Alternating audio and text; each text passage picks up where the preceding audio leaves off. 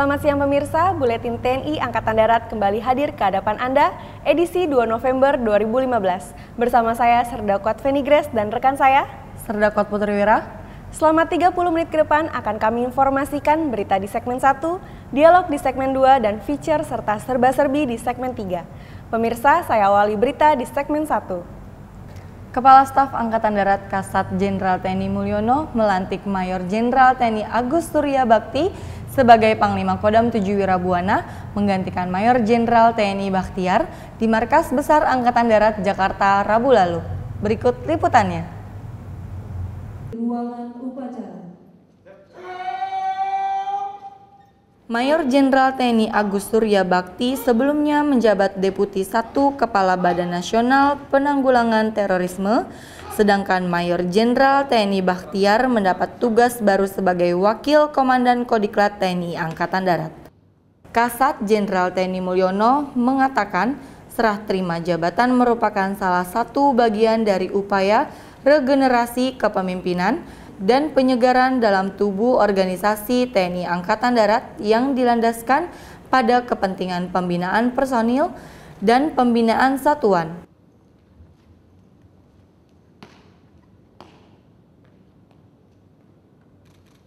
Pada kesempatan yang sama, Kasat mengucapkan terima kasih yang tulus dan penghargaan yang tinggi kepada Mayor Jenderal TNI Bakhtiar dan Nyonya Bakhtiar atas pelaksanaan tugas dan pengabdiannya dalam memimpin Kodam 7 Wirabuana dan organisasi Persit Kartika Chandra Kirana Daerah 7 Wirabuana.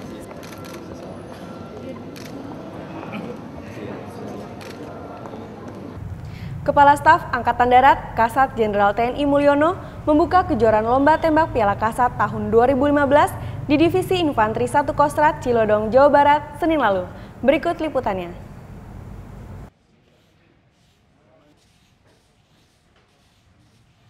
Lomba tembak Piala Kasat ini dimaksudkan untuk mengevaluasi dan mengoptimalkan pembinaan petembak yang dilaksanakan oleh Komando Utama jajaran TNI Angkatan Darat, dan kaderisasi petembak berbakat menghadapi berbagai lomba tembak di masa mendatang.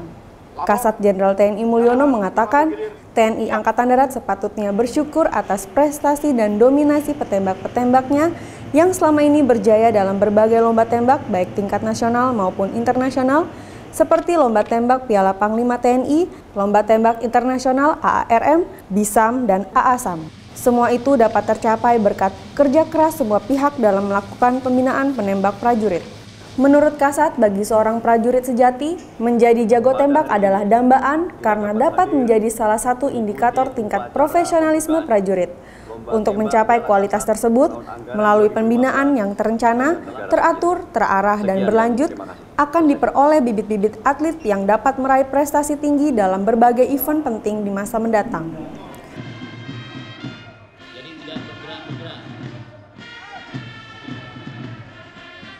Kepala Staf Angkatan Darat Kasat Jenderal TNI Mulyono menerima kunjungan Panglima Angkatan Darat Australia, Mayor Jenderal Peter Gilmore, di Markas Besar Angkatan Darat Jakarta Selasa lalu. Berikut liputannya.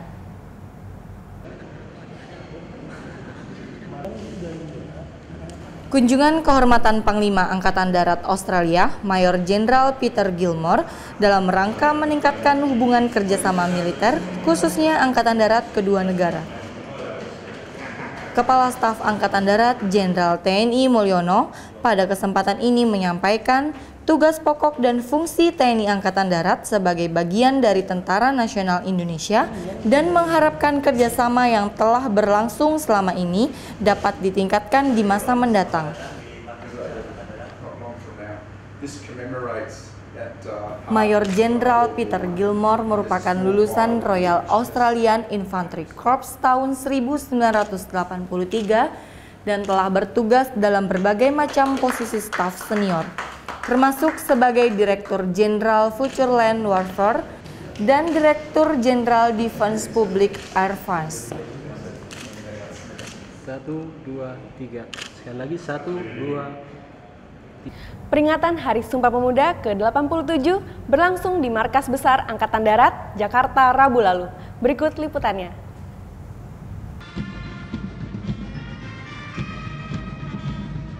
pada peringatan Hari Sumpah Pemuda ke-87 kali ini mengusung tema revolusi mental untuk kebangkitan pemuda menuju aksi satu untuk bumi. Bertindak selaku Inspektur Upacara, Inspektur Umum Inspektorat Jenderal Angkatan Darat, Brigjen TNI Edi Nasution.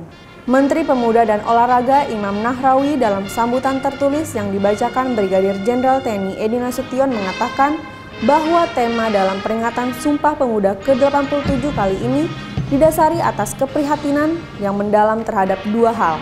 Pertama, hari ini masyarakat Indonesia disuguhi fenomena baru tentang berubahnya pola realisasi kemasyarakatan akibat arus modernisasi dan kemajuan teknologi informasi.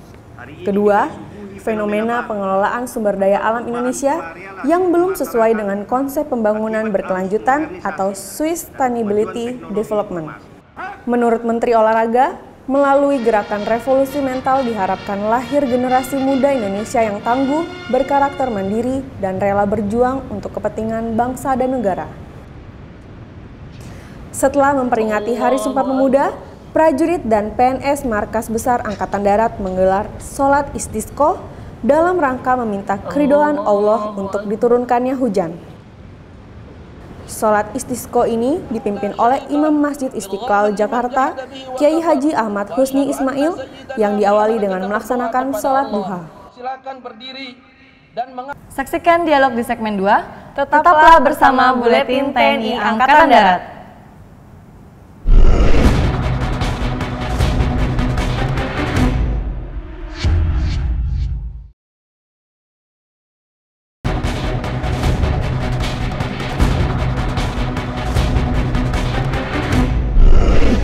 Pemirsa, telah hadir di studio Kolonel Infantri Dr. Randus Asari Joni MPC, Sekretaris Dinas Psikologi Angkatan Darat.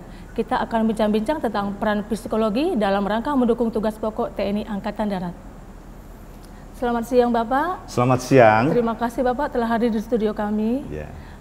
Saya memiliki beberapa pertanyaan nih Pak tentang psikologi ini. Apa yang menjadi peran psikologi dalam rangka mendukung tugas pokok TNI Angkatan Darat Pak?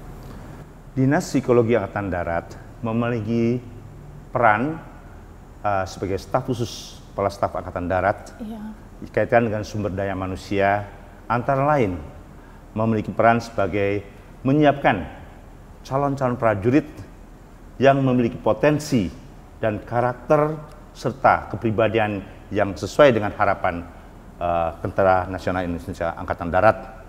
Kemudian di samping itu, kita pada saat dia masuk ke dalam pendidikan, kita latih dia dengan pengetahuan dan wawasan tentang psikologi kepemimpinan.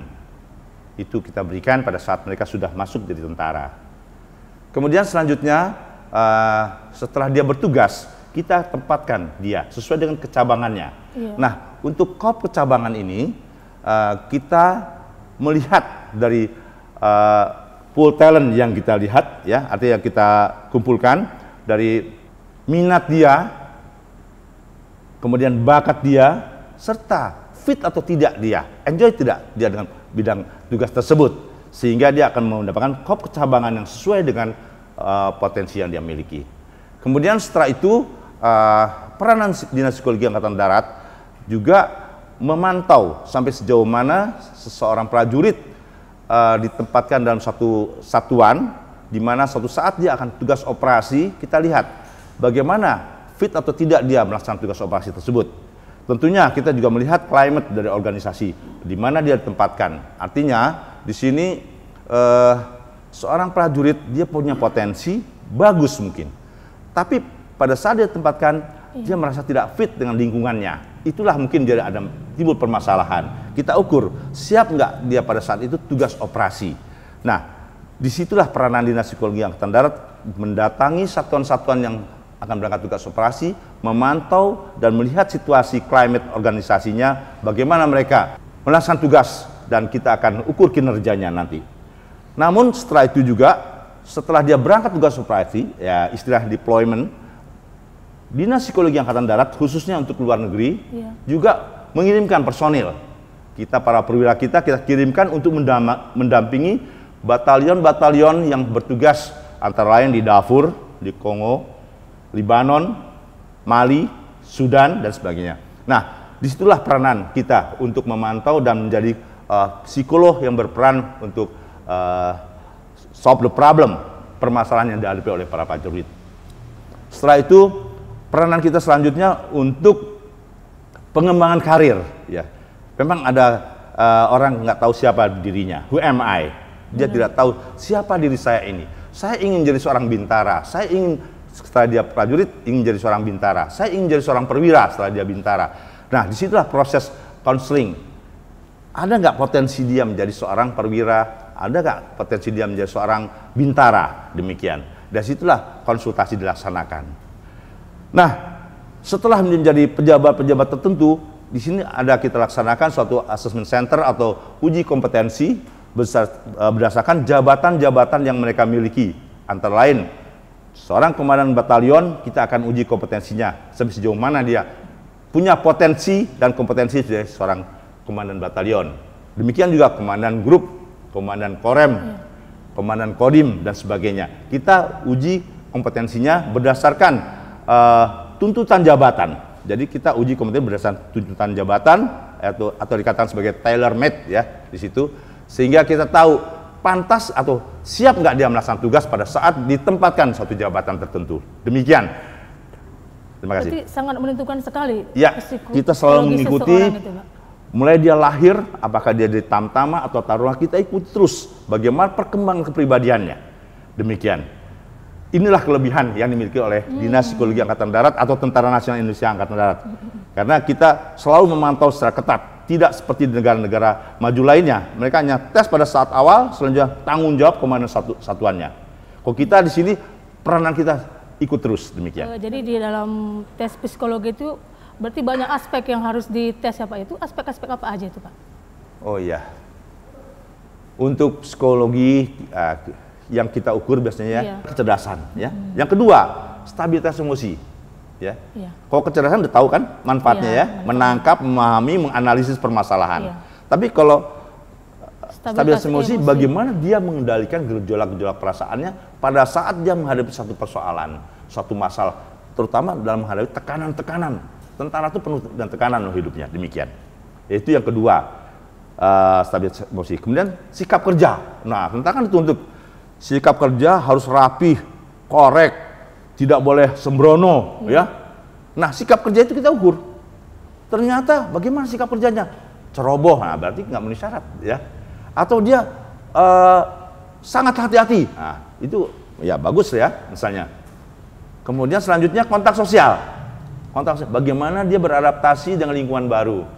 Bagaimana peran psikologi ini Pak dalam menyiapkan prajurit-prajurit yang akan melaksanakan tugas operasi? Apakah dilaksanakan semacam tes psikologi begitu? Pada saat akan tugas operasi, kita datang ke batalion-batalion yang akan tugas operasi. Di sanalah Dinas Psikologi akan mengukur secara individual dia bagaimana kondisi psikologisnya pada saat itu. Bisa saja orang lagi banyak masalah, pikiran lagi kacau, masalah keluarga, itu yang kita ukur. Ketahuan dia bagaimana levelnya pada saat dia siap atau bertugas atau tidak. Nah, pada saat itu kita juga melihat kondisi climate organisasi. Organisasi, bagaimana kondisi organisasi tersebut? Apakah pemimpinannya sudah efektif atau tidak? Terjadi kesenjangan antara bintara, tamtama, dan perwira? Apakah terjadi salah pembinaan? Itu kita ukur, sehingga kita akan berikan konseling. Ya. Seluruhnya itu Pak? Pada seluruhnya? Pada komandan satuannya. Komandan satuan, ini loh permasalahan Anda. Waspadai, prajurit ini sedang ada bermasalah. Tapi dia akan berangkat, mungkin dia tempatkan di home base saja. Kemudian samping itu juga bagaimana hambatan-hambatan mereka hadapi, itu kita sampaikan juga. Di samping itu kita juga melihat ada kompetensi-kompetensi kelompok, ya, samping kompetensi individual, kompetensi kelompok kita lihat, wah ada lemah nih dalam kerjasamanya. Kita latih mereka, bagaimana membina kerjasama yang baik, bagaimana meningkatkan kepedulian, kepekaan sama orang lain, berkoordinasi satu sama lain dengan game-game yang kita berikan di lapangan. Bisa diketahui ya hal yang seperti itu? Ya, kita kan ada question yang kita berikan, kita wawancari satu persatu. Nah, mereka berangkat tugas operasi, satu saat kita akan melihat ke sana juga. Bagaimana kondisi mereka. Pada Tapi minimal kita menjaga komunikasi dengan perwira di sana. Nah di sini kita selalu kontak sama mereka, bagaimana perkembangan. Mereka selalu konsultasi. Demikian. Nah setelah kembali kita sebenarnya idealnya ya harus ada pasca deployment itu kita harus datangi mereka pada saat mereka debarkasi. Ya mungkin itu saja keterlibatan Dinas Psikologi Angkatan Darat. Untuk sarananya tersendiri, sarana prasarana psikologi ini apa aja Pak ya? Kebetulan Dinas Psikologi Angkatan Darat kita ikut dalam IMTA, International Military Testing Association, itu perkumpulan psikologi militer internasional. Antara lain kita bekerja sama dengan Jerman juga. Kebetulan saya pribadi datang ke sana melihat ada kesempatan ternyata beberapa alat tes mereka miliki, ya, yang sudah canggih. Ya, mereka sharing sama kita, kita undang ke Dinas Psikologi Angkatan Darat waktu ada kegiatan IMTA di Bali tahun 2011, kita undang ke Dinas Psikologi Angkatan Darat dan mereka melihat itulah sejarah Dinas Psikologi Angkatan Darat dari Jerman dulu. Mereka bernostalgia dan mereka punya komitmen yang sangat tinggi dengan Dinas Psikologi Angkatan Darat. Melihat alat tes kita, loh masih digunakan ternyata kompetensi yang kita berikan dari dulu. Alat tes kompetensi masih awet ya Pak ya? Masih awet, tapi mereka udah paperless. Artinya sudah tidak menggunakan alat tes paper and pencil lagi. Mereka udah pakai computerized. Nah disitulah kita berkembang. Saya datang kemarin, kami datang ke sana, ke Bundeswehr, kemudian mereka jelaskan alat tes kita sekarang ini menggunakan base komputer. Jadi menggunakan CAT 5 ya, computerized adaptive test seri 5. Seri 5 ini ya di mana komputer tersebut bisa mengukur kita ya sesuai dengan kemampuan masing-masing, mengadaptasikan pada individual yang dites. Ya kita udah cobakan pada saat itu. Kita udah punya alat tes itu di Bandung. Ada 100 buah komputer yang sudah menggunakan alat tes itu. Mungkin kita ke depan akan kembangkan CAT Indonesia, CAT Indonesia, Computer Adaptive Test untuk Indonesia, karena kita perlu untuk di seluruh Kodam. Ya kalau kita melihat polisi sudah miliki, tapi seri 3 Angkatan Udara seri 3 kita seri 5 yang terbaru. Demikian. Terima kasih. Menarik sekali Pak perbincangannya. Terima kasih Bapak atas bincang-bincangnya. Selamat bertugas dan semoga sukses selalu. Ya, terima kasih.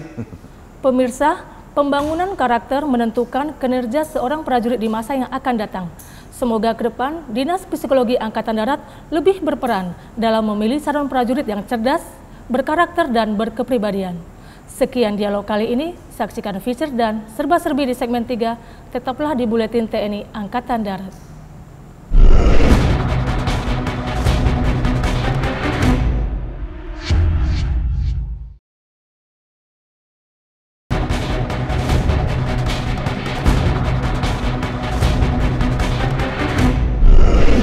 Pemirsa, di segmen 3 ini kami hadirkan profil Kodim 1503 Tual dan serba-serbi tentang Kodam Jaya menggelar bakti sosial operasi katarak, serta Kodam 2 Sriwijaya menggelar pameran alusista. Berikut profil Kodim 1503 Tual.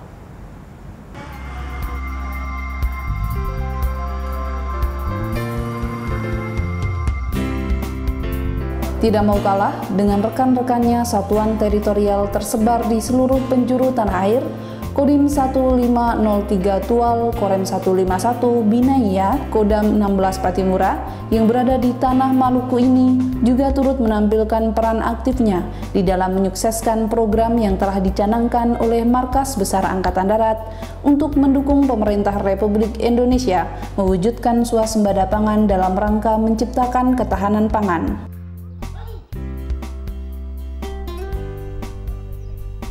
Dengan segala keterbatasan dan tingkat kesulitan medan yang ada, Kodim 1503 Tual berupaya untuk mengolah dan mengelola lahan yang ada di wilayah tanggung jawabnya dengan semaksimal mungkin, agar menjadi lahan pertanian yang menghasilkan dan bermanfaat bagi warga masyarakat Maluku Tenggara.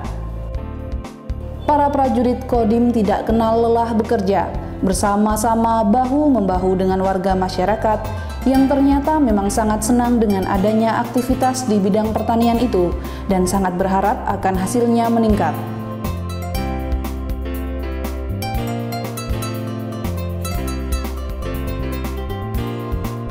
Kodim 1503 Tual yang berada di wilayah Maluku, sebagaimana geografis daerah Kepulauan Maluku, sudah pasti memiliki wilayah perairan yang cukup luas. Terkait itu, Kodim 1503 Tual memiliki seorang babinsa yang secara rutin pergi pulang ke pulau untuk keperluan mengajar anak-anak sekolah yang sangat membutuhkan pendidikan. Terlebih lagi, tidak ada guru yang berada dan mengajar di pulau.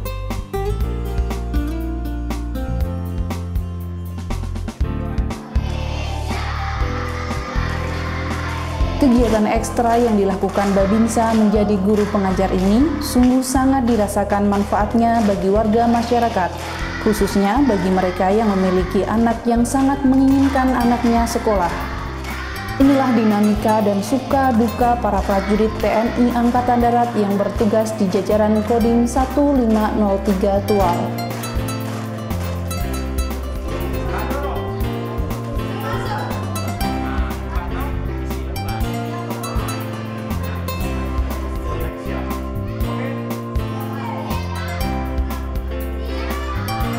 Semoga keberadaan mereka benar-benar memberi manfaat yang sebesar-besarnya bagi warga masyarakat Maluku Tenggara khususnya, bangsa dan negara pada umumnya.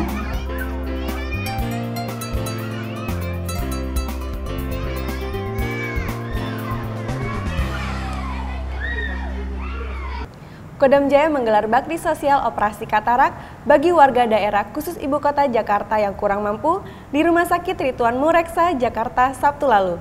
Berikut liputannya.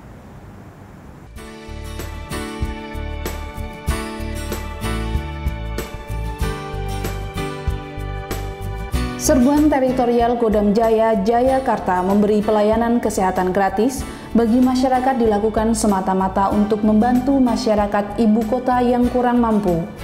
Melalui kegiatan bakti sosial operasi katarak ini, Kodam Jaya, Jayakarta mewujudkan kepedulian dan menunjukkan rasa simpati kepada masyarakat dalam membantu mengatasi problema kehidupan yang terjadi di masyarakat. Hal ini menunjukkan bahwa Kodam Jaya, Jayakarta terus melakukan pembinaan teritorial demi memperkuat TNI dengan rakyat, serta membantu kesulitan dan peningkatan kesejahteraan masyarakat yang perlu mendapat perhatian. Kegiatan bakti sosial operasi katarak Kodam Jaya, Jayakarta ini diberikan kepada 113 pasien secara gratis dari wilayah Kowil, Kodim jajaran Kodam Jaya, dan pelaksanaan operasi katarak dipimpin oleh Letkol CKM Dr. Firman dan Dr. Joyce dari Kesdam Jaya. Kepala Staf Kodam 2 Sriwijaya, Brigadir Jenderal TNI Komarudin Simanjuntak, membuka pameran alat utama sistem senjata atau alutsista di kampus Universitas Sriwijaya, Sumatera Selatan, Senin lalu. Berikut liputannya.